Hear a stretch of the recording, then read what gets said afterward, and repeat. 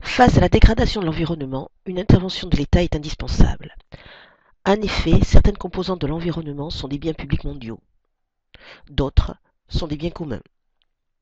Le point commun est qu'ils relèvent d'une défaillance du marché, c'est-à-dire que le marché ne peut résoudre les problèmes. Ainsi, l'air est un bien public mondial, car il a les deux caractéristiques du bien public. C'est un bien non rival. La qualité de l'air profite à toutes les personnes à un endroit donné. C'est aussi un bien non exclusif. L'air n'est pas payant.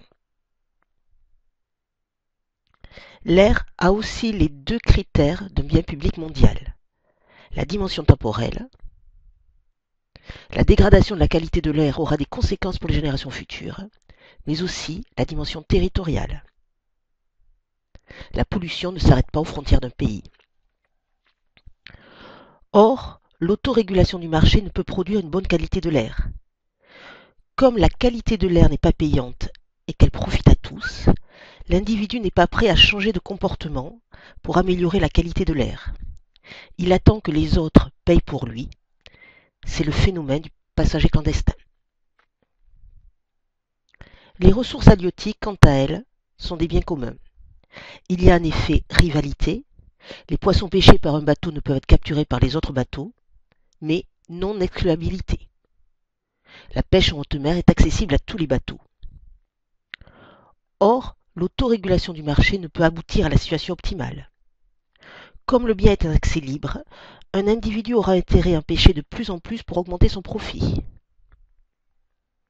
Mais tout le monde fait pareil.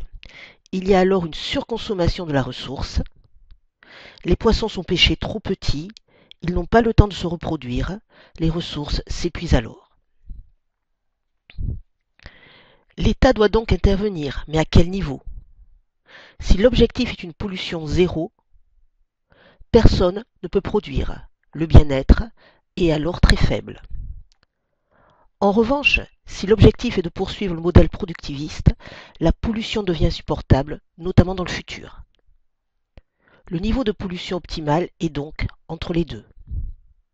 Ce niveau de pollution optimale dépend de l'état des techniques, c'est-à-dire les capacités technologiques à baisser la pollution, mais aussi des préférences de la population, la volonté de sacrifier du bien-être matériel à l'environnement.